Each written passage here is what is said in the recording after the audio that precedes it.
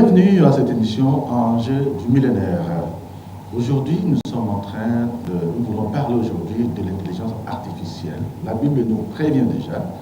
La Bible l'a déjà prévenu, l'a prophétisé que vers la fin du temps, il y aura l'accroissement de l'intelligence. Et sur le plan technologique, sur le plan technique, aujourd'hui, nous assistons effectivement à l'explosion, même à l'explosion de l'intelligence artificielle sur le plan technologique. Il n'y a pas longtemps, on parlait de l'automatisation, on a parlé de la robotisation, de l'informatique, mais aujourd'hui, le monde entier est en train de vivre sous la colonisation de l'intelligence artificielle. C'est quoi l'intelligence artificielle? Quelles en sont les implications dans la vie? Quels en sont les dangers sur le plan humain et sur le plan spirituel?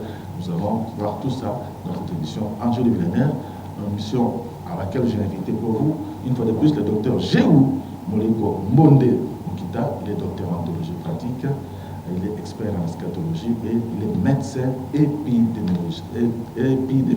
Exactement. Bonjour, docteur. Bonjour, pasteur Boudé. Alors, nous allons parler de l'intelligence artificielle. Alors, lorsqu'on parle d'intelligence artificielle, c'est quoi l'intelligence artificielle? S'agit-il d'un programme, d'une application ou simplement d'un logiciel? Voilà, donc l'intelligence artificielle, je pense que beaucoup de gens ont déjà entendu parler de ces mots, mais les concepts comme tel, ou l'expression de l'intelligence artificielle, c'est le 31 août 1955. Donc c'était John McCarthy qui avait exprimé pour la première fois ce mot intelligence artificielle. Mais découvrir, c'est-à-dire le concept, c'est-à-dire de l'intelligence artificielle, dont à cette époque on ne parlait pas encore d'intelligence artificielle, c'est dans les années 40 avec Alan Turing. Donc c'est un inventeur de l'université Princeton aux États-Unis. Alors l'intelligence artificielle, c'est la capacité d'un système informatique à effectuer des tâches qui nécessitent normalement de l'intelligence humaine. Par exemple, quand je parle français, pasteur Goudet, s'il connaît l'anglais, il peut traduire ce que je dis en anglais. Mais l'intelligence artificielle, je parle français directement, vous attendez en anglais ce que je dis. Donc l'intelligence artificielle est en train de traduire automatiquement mes mots en français en anglais. C'est ça l'intelligence artificielle, pasteur Goudet. Donc justement, tout à l'heure, c'est à quoi je viens de faire l'allusion, n'est-ce pas, lié à l'explosion, n'est-ce pas, à la vitesse de développement de la technologie. Alors, est-ce qu'on peut comparer l'intelligence artificielle à la robotique ou tout simplement disons, à un programme ou une application? Donc, vous parlez d'une capacité. Qui a développé ça et comment en est-on arrivé là-bas? Alors, il faut parler d'abord de robotisation et puis automatisation, et puis là, nous allons comprendre les concepts de l'intelligence artificielle. Alors, quand on parle d'automatisation, c'est-à-dire qu'on a programmé une machine à exercer une tâche. Donc, il va, par exemple, dire à 12 heures, la montre va sonner. Par exemple, nous savons tous que non, quand on a des horloges, on dit à 12 heures, ça va sonner. Donc, on a programmé. Donc, on a automatisé les réveils. Donc, déjà pour que les gens comprennent. Maintenant, dans la robotisation, en dehors de ça, ce sont des tâches complexes. Par exemple, on dit à un robot de fabriquer une machine, par exemple, un véhicule.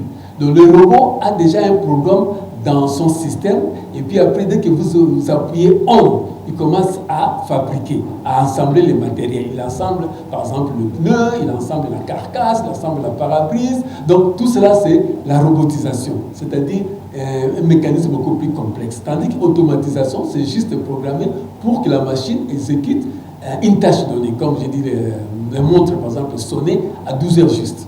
C'est ça un peu la différence. Alors, pourquoi l'appelle-t-on intelligence artificielle par rapport à, c'est en comparaison avec l'intelligence humaine? Cette intelligence artificielle-là, est-ce qu'elle est autonome, elle se crée elle-même, ou bien c'est une sorte de piratage de l'intelligence humaine? Alors on dit intelligence artificielle parce que c'est l'homme qui devait normalement raisonner. C'est pourquoi on dit à simuler, à effectuer des tâches qui nécessitent normalement l'intelligence humaine. Moi, je suis en train de raisonner, je me dis que non, allez, je dois arriver, par exemple, là où il fait noir, je dois allumer la lampe. Et ça, je raisonne parce qu'il fait noir. Il faut que je fasse quoi? Je prends l'interrupteur, j'allume. Mais maintenant, l'intelligence artificielle, il raisonne à ma place. Donc, dès qu'il fait noir, les lampes s'allument dans la pièce, automatiquement. Donc, c'est-à-dire que l'intelligence artificielle fait comme si c'est moi qui réfléchissais, mais c'est lui qui a fait ça. C'est elle qui a fait ça. Donc, c'est le système. Donc, le système raisonne comme un homme. C'est pourquoi on dit intelligence artificielle, parce que ce n'est pas un homme qui raisonne, mais c'est l'intelligence qui raisonne à notre place. Mais le raisonnement de la machine est l'émanation du raisonnement humain. Ça veut dire qu'on a dû incorporer dans la machine les systèmes humains, le raisonnement humain, l'intelligence humaine, qui est maintenant rendu de façon artificielle, automatique. Exactement. Donc on a fait ce qu'on appelle les microprocesseurs. Aujourd'hui, la Chine est l'un des pays les plus développés pour fabriquer même des microprocesseurs. Alors, les microprocesseurs, on va incorporer les données. Parce que ce sont les données qu'on appelle les algorithmes, des 0, 1, donc soit c'est 0, soit c'est 1. Donc il va faire lui-même un processus pour que le langage qui est un langage binaire, c'est-à-dire un langage mathématique qui sera traduit à un langage, par exemple, une tâche. Par exemple, c'est comme ça. C'est-à-dire la machine, lui, il ne va pas écouter, par exemple, moi je dis Pasteur Godet. Mais Pasteur Godet sera traduit à un langage mathématique. Par exemple, le côté, ça sera 0, 1, 1, 1, 1, 1, 0, 0, 0. C'est comme ça que lui, maintenant, il va dire, quand il comprend cela, il va dire Pasteur Godet. C'est comme ça, maintenant, que ces données-là, nous pouvons comprendre, c'est comme on fait avec les modems. C'est-à-dire, le message vient, le message est traduit en langage informatique, et puis il retraduit encore à un langage humain. Voilà, c'est ce que fait exactement l'intelligence artificielle dans la robotisation et dans l'automatisation. Donc, pour mieux comprendre ce que vous venez de dire, nous allons suivre ces reportages sur la notion de l'intelligence artificielle IA. Voyons d'abord en images comment l'intelligence artificielle est entrée dans nos vies au point d'en paraître indispensable aujourd'hui. Les explications d'Hugo Capelli pour France Télévisions. Sur les téléphones, les ordinateurs, mais aussi dans les voitures, l'intelligence artificielle a envahi notre quotidien. Les unes de ces deux magazines ont été réalisées grâce à l'intelligence artificielle. Et pour celui-ci, ça va même encore plus loin puisque aucun journaliste n'a participé à son écriture. Les humains commencent à être remplacés. Des entreprises font leur publicité avec des mannequins virtuels. Des influenceurs créés de toutes pièces commencent aussi à faire leur apparition. Elle, c'est Anne Cardy, plus de 11 000 abonnés sur Instagram. C'est la première guide touristique créée grâce à l'intelligence artificielle. Allez, maintenant, suivez-moi pour une nouvelle innovation. Et pour ça, on prend la route. Ça intéresse les constructeurs automobiles qui commencent à développer des véhicules en mesure de répondre à toutes nos demandes. Peux-tu m'indiquer, s'il te plaît, la station essence la plus proche? Voici quelques stations essence dans un rayon de 15 km. Selon une étude récente, un Français sur 3 constate déjà l'impact de l'IA au quotidien. Comme lorsque l'on fait ses courses sur Internet. L'intelligence artificielle peut nous permettre de nous transporter en quelques secondes seulement dans un autre univers. Un voyage artificiel non sans risque. Au quotidien, il nous faut désormais distinguer le virtuel de la réalité. Voilà, merci beaucoup pour ce reportage. Et pour ce reportage qui vous a donné beaucoup plus d'éclairage par rapport à l'intelligence artificielle IA. Alors, lorsque nous sommes en train d'en parler, n'est-ce pas, on a l'impression que l'homme devient de plus en plus inutile. Avec l'intelligence artificielle, l'homme va commencer à raisonner moins, les réflexes humains vont de plus en plus être... les capacités humaines ne seront plus du tout exploitées en bon escient par l'homme parce qu'il y a déjà l'intelligence artificielle qui, en quelque sorte, vient aider l'intelligence humaine. Alors l'intelligence artificielle, c'est une technologie, ce que nous devons d'abord savoir, une technologie qui normalement est au service de l'homme. C'est-à-dire l'homme, comme il est intelligent, il a fabriqué une machine, pour que cette machine puisse l'aider. Mais là, le grand problème, c'est maintenant cette machine, cette technologie qui a envahi les sociales de l'homme.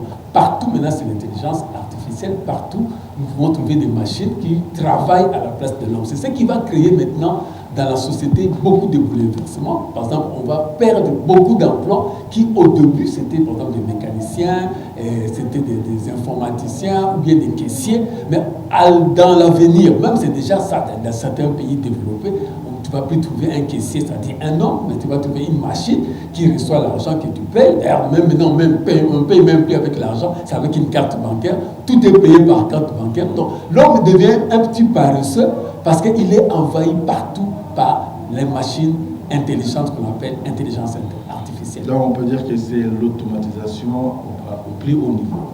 Voilà, l'automatisation nous aide à gagner le temps, parce que aussi à produire moindre effort. Mais malheureusement, ça a beaucoup de conséquences.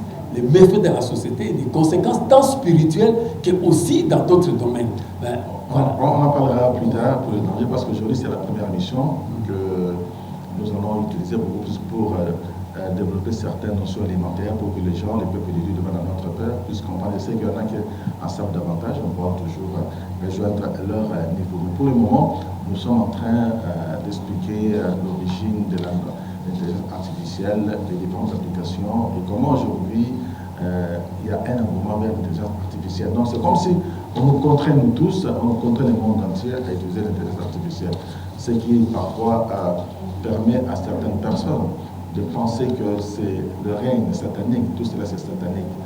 Ça ne reflète pas la volonté de Dieu. Alors, quand nous lisons dans Daniel chapitre 12, verset 5, vous avez écouté verset 4, que l'intelligence augmentera en temps de la fin, mais dans Apocalypse 13, verset 15, on parle de l'image de la bête.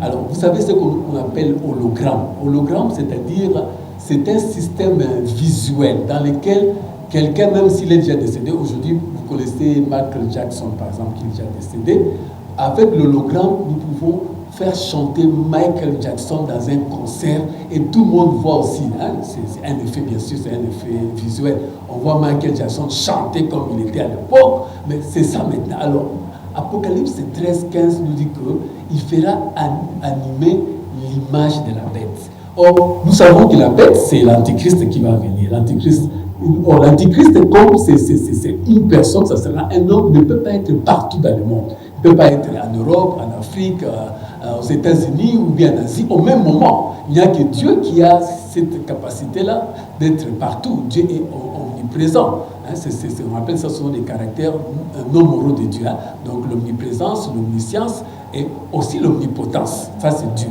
Mais Satan n'est pas omnipotent, n'est pas omniscient ni omniprésent. Mais avec l'intelligence artificielle, on peut maintenant dupliquer, c'est-à-dire donner l'image de Satan partout pour que même quand il parle, les gens le voient parler et les gens vont commencer à l'adorer. C'est ça que la Bible dit. Les gens vont adorer Satan au temps quand l'Église sera déjà enlevée, ça sera le temps de la tribulation. Et c'est l'intelligence artificielle que Satan va utiliser. Alors aujourd'hui, qu'est-ce que nous pouvons dire?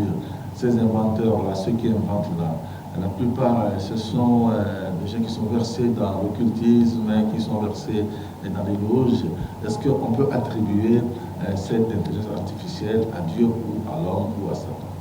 Non, mais il faut dire que l'intelligence, c'est Dieu qui donne. Hein, c'est l'intelligence, parce que quand mais ça, c'est artificiel. Oui. C'est Dieu qui donne l'intelligence humaine. Naturelle. Mais ça, c'est l'intelligence artificielle. Est-ce qu'on peut l'attribuer à Dieu? Alors, là, maintenant, c'est comme un couteau. Hein. On fabrique un couteau. Le couteau peut être utilisé pour couper la viande, tout comme pour tuer aussi.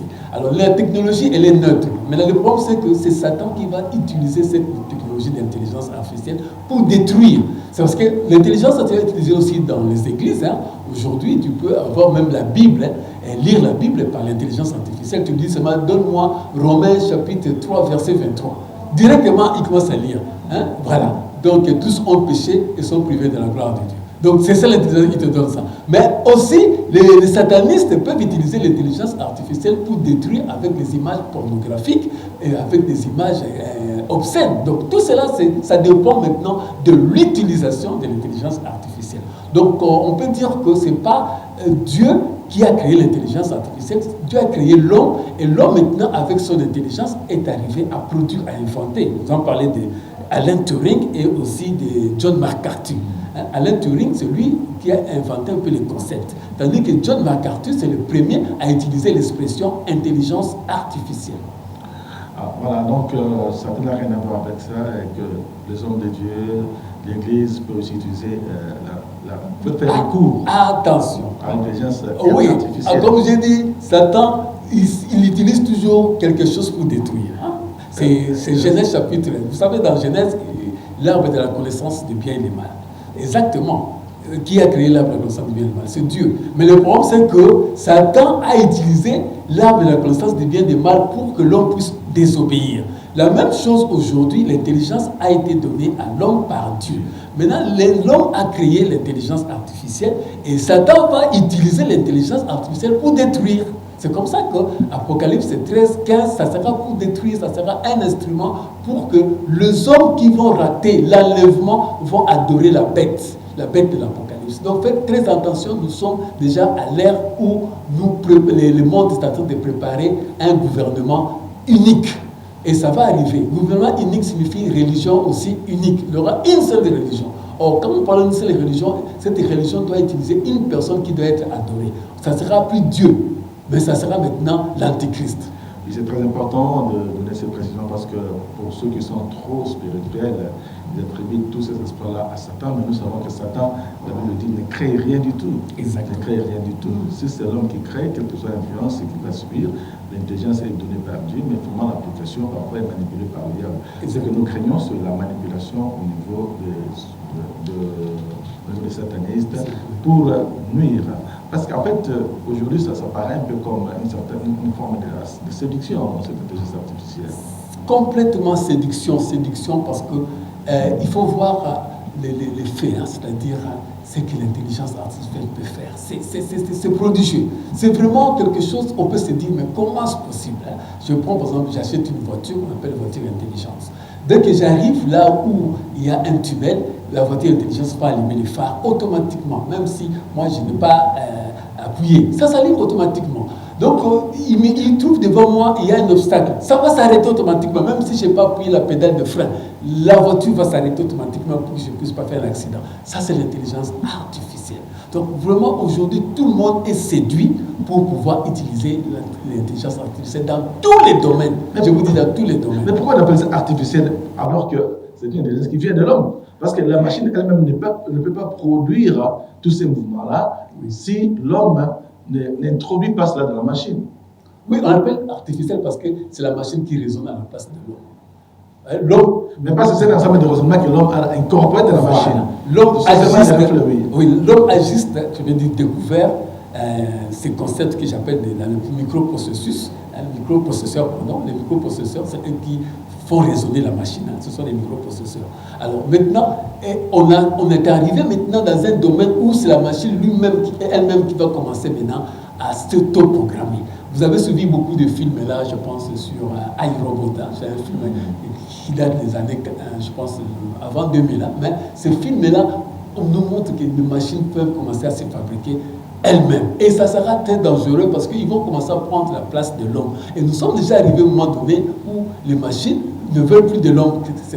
Il y a eu même au Japon une machine, quand il a su que son concepteur allait le déprogrammer pour qu'il ne puisse plus utiliser, la machine a tout fait pour éliminer cet homme-là.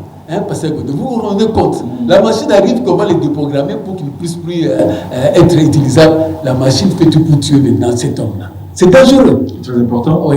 Alors, nous allons suivre cet élément. Je ne parle pas de l'intelligence artificielle, bien que nous y reviendrons un peu plus tard dans notre émission pour beaucoup plus de détails. Suivons l'intelligence artificielle, les dangers de l'IA. Voilà, ce reportage-là vous montre un peu les dangers que cela peut, n'est-ce pas Dans ce studio d'animation japonais, l'intelligence artificielle est devenue un outil quotidien. Waouh, c'est super! Cette suggestion de maison est parfaite pour mon personnage. Il y a encore un an, les employés perdaient ici des heures pour trouver une bonne idée ou dessiner leur personnage à la main. Aujourd'hui, l'IA les assiste dans 60% de leurs projets. Quelques consignes suffisent à obtenir des images de manga, des petites retouches à la main, et il est même ensuite possible de donner vie à l'image. L'intelligence artificielle crée de nouveaux dessins à partir du premier, et les synthétise en une animation. Là, vous voyez la dernière version. J'ai juste repris le mouvement de l'eau et quelques éléments. Avant, avec la méthode classique, ça m'aurait pris 5 jours pour réaliser cette animation, alors que là, ça n'a pris que 20 secondes, grâce à l'IA. Mais l'intelligence artificielle n'est pas toujours du bon côté de la légalité. Cette autrice de manga dessine depuis près de 15 ans. L'an dernier, un internaute a usurpé son identité et a publié en ligne des dessins s'inspirant de son œuvre, mais réalisés par une IA. Elle souhaite aujourd'hui garder l'anonymat. Voici des créations très similaires à mes personnages. L'auteur m'a ensuite menacé sur les réseaux de créer des dessins pornographiques en s'inspirant de mon manga. C'est très clairement fait avec l'intention de me nuire. Un cas inédit pour cette autrice qui a affecté sa santé mentale. Bien, ils sont dans plusieurs domaines, Raphaël. D'abord, les emplois administratifs ou bureautiques, les comptables, les secrétaires qui pâtissent de l'automatisation de la gestion des données et des documents. Il y a aussi les métiers du secteur industriel avec les ouvriers, les opérateurs de machines qui ont déjà été remplacés dans beaucoup d'entreprises et d'usines. Le phénomène devrait encore s'amplifier. On peut penser aussi par extension aux métiers de la livraison ou aux chauffeurs avec le développement des véhicules autonomes.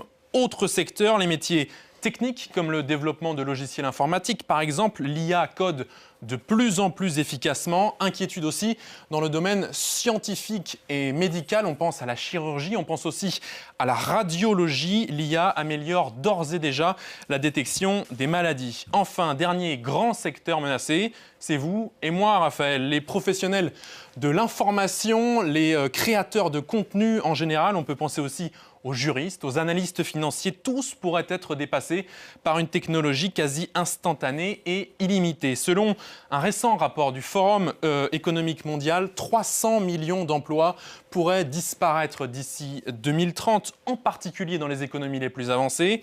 A l'inverse, les métiers liés aux relations humaines, aux interactions humaines résisteraient le mieux à cette déferlante. Petit motif d'espoir pour finir, si des millions d'emplois vont disparaître, des millions d'autres emplois devraient être créés par l'intelligence artificielle.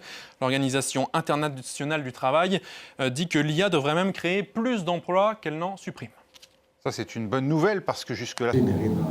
Parce qu'un jour, on peut se réveiller avec une armée de robots, n'est-ce pas, qui détruiraient le monde, n'est-ce pas? Alors, quelles sont les grandes catégories de l'intelligence artificielle?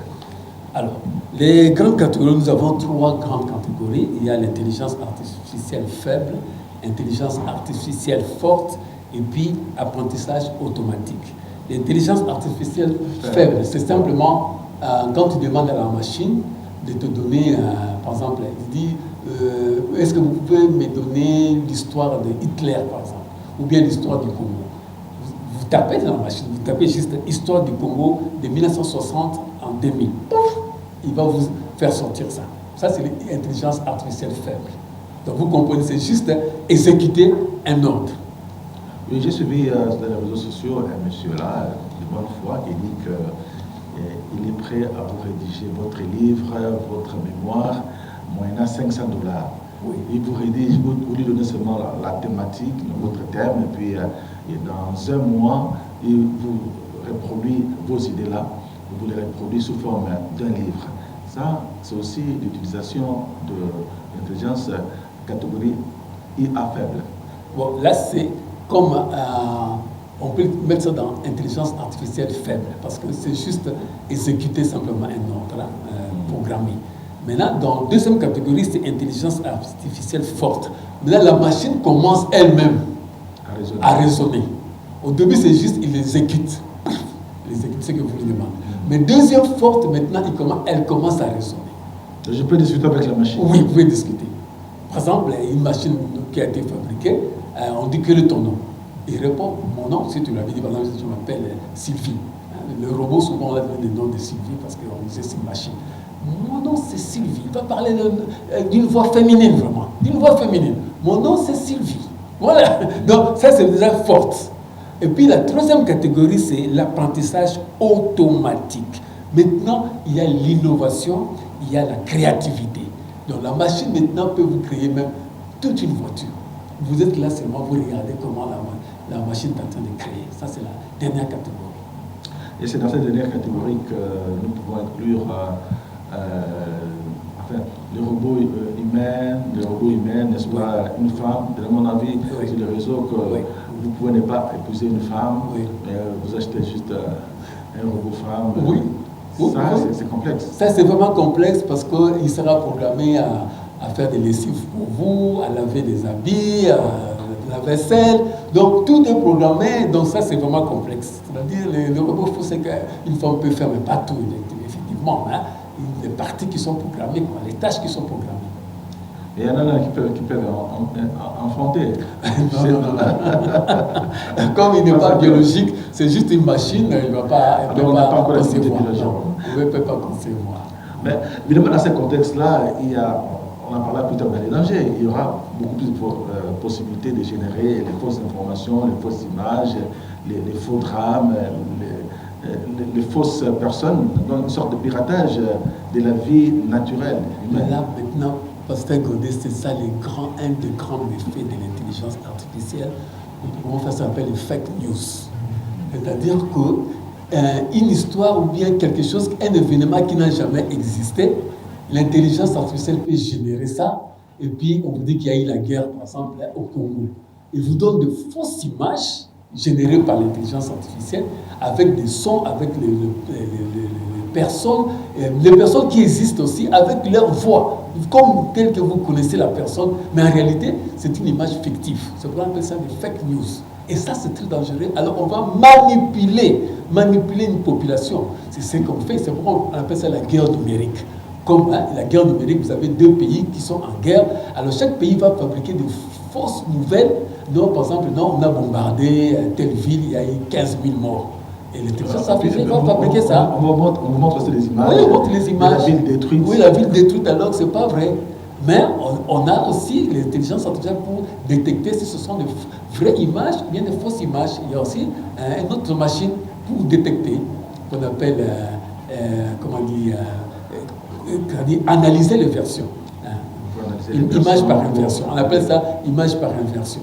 Oui. On peut essayer d'analyser pour découvrir si l'image est réelle ou bien c'est une création de l'intelligence artificielle. C'est pas très formidable. Alors par rapport à ça, nous sommes en train de parler de l'intelligence artificielle, nous sommes en train de parler des dangers. Est-ce que l'interaction qu'il y a entre, par exemple, le robot et l'homme, c'est une interaction naturelle ou bien, je comprends, parce que vous nous posez la question, par exemple, la machine aussi répond. Vous raisonnez, la machine fait aussi un contre-raisonnement. Alors, c'est une interaction qui est mécanique, c'est-à-dire qu'il n'y a pas de sentiment. C'est pourquoi j'avais dit même un robot qui a été programmé pour tuer, il va tuer. Il va tuer quelqu'un, même si c'est un bébé, mais comme il est programmé pour tuer un bébé, il va tuer le bébé. Alors, il n'y a pas une relation, comme on peut dire, normale, sentimentale, réelle. C'est juste une relation mécanique, une relation automatisée. Donc, il n'y a pas. C'est très dangereux à ce moment-là. Il y a des robots qui tuent même des personnes parce que justement, ils ont été programmés pour ça. C'est ça que je dis, c'est très dangereux. Alors, quand il y a des règlements du système, c'est dangereux. Alors, maintenant, c'est là le problème d'éthique. Éthique, c'est-à-dire le problème de morale. Est-ce qu'un robot est-il devant la loi responsable quand il va tuer quelqu'un? Est-il responsable ou non? C'est ça le problème d'éthique. Celui qui l'a programmé, c'est celui qui est responsable ou c'est le robot qui est responsable, qui a tué une personne accidentellement ou programmé. Donc c'est ça le problème maintenant, la responsabilité éthique. C'est aussi un casse-tête pour les autorités judiciaires. Oui. En cas d'image accusant quelqu'un d'un certain méfait, oui. Qu'il y a les images qui l'attestent, donc l'image n'est pas aujourd'hui les témoins directs pour confirmer une accusation. Nous sommes en train de terminer cette émission, donc c'était juste une émission d'introduction par rapport à l'intelligence artificielle. On a commencé avec vous. Quelques exemples de l'application de l'intelligence artificielle, et puis on va s'arrêter là, mais la fois prochaine, nous allons entrer dans différentes applications de l'intelligence artificielle. Oui, on peut citer par exemple les assistants vocaux, comme vous savez, Siri, Alexa, ceux qui souvent tapent sur Internet. Et il y a une voix qui vous demande est-ce que je peux vous aider? Il peut parler en français selon que vous avez mis votre logiciel en français. Et puis il y a les voitures intelligentes, il y a les outils de traduction en ligne, les maisons intelligentes. Il y a même aussi ceux qui aiment bien préparer.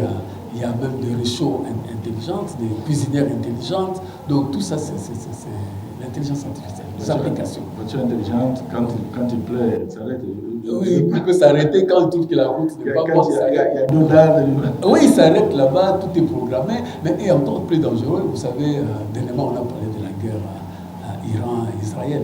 Vous savez qu'ils ont utilisé l'intelligence artificielle. Tout a été utilisé là-bas. Il y a des drones. Les drones qui sont allés bombarder, c'était programmé. C'est l'intelligence artificielle, les drones. Oui, c'est ça. C'est une application. Donc aujourd'hui aussi le développement est lié à l'utilisation de l'intelligence artificielle. En fait, c'est pas pour remplacer l'homme, mais c'est pour peut-être augmenter les exploits de l'homme. Alors aujourd'hui, je crois que le vrai problème, c'est le problème d'éthique. Est-ce que dans l'Église aussi, on peut utiliser l'intelligence artificielle? Bon, on a dit que oui, ça peut nous aider, mais il ne doit pas prendre la place du Saint-Esprit. Parce que quand tu demandes à l'intelligence artificielle de te donner un verset biblique, il va te donner. Mais si quelqu'un prie, et le Saint-Esprit va lui révéler un verset biblique, Romains 3, 23, comme on a dit, Romains 6, 23, mais l'intelligence artificielle te donne sans une inspiration. Donc celui, c'est automatisé. Mais le Saint-Esprit te donne les versets bibliques en te donnant même la révélation de ça. C'est ça la différence. Donc l'intelligence artificielle te donne sa révélation, mais le Saint-Esprit te donne un verset biblique avec révélation. Est-ce qu'aujourd'hui, il y a une école où on peut apprendre l'intelligence artificielle? Oui. Des modules de formation? Si, il y en a. MIT, par exemple, quand vous allez là-bas aux États-Unis, c'est Massachusetts, intelligence artificielle là-bas, technologie, Massachusetts Institute of Technology. Donc on apprend l'intelligence artificielle, comment le programmer. Donc ce sont des programmeurs, ce sont des logiciels, ce sont tout ça. Oui, il y a des écoles. Alors quand vous voyez un bébé en train de parler, imitant la voix d'une star, d'une personne, avec le mouvement correct de la bouche, ça c'est hologramme, n'est-ce pas? C'est hologramme. Qui est aussi une partie qui est une application au sein de l'intelligence artificielle. Je crois qu'aujourd'hui nous allons arrêter là, c'était trop technique, mais je crois que vous avez compris qu'aujourd'hui dans le monde il y a l'intelligence artificielle, cette capacité que la machine a à raisonner comme un homme. Évidemment, ce n'est pas un raisonnement automatique, autonome de l'homme, de la machine, mais c'est beaucoup plus par rapport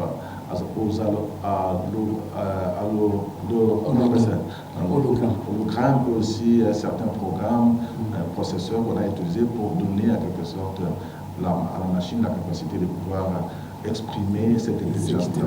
Donc, quelque part, je pourrais dire qu'il n'y aura pas d'intelligence humaine que la machine utilise, mais c'est l'homme lui-même qui a cédé une partie de son enseignement, de ses capacités humaines à la machine pour que cela soit exécuté artificiellement et techniquement. Merci beaucoup.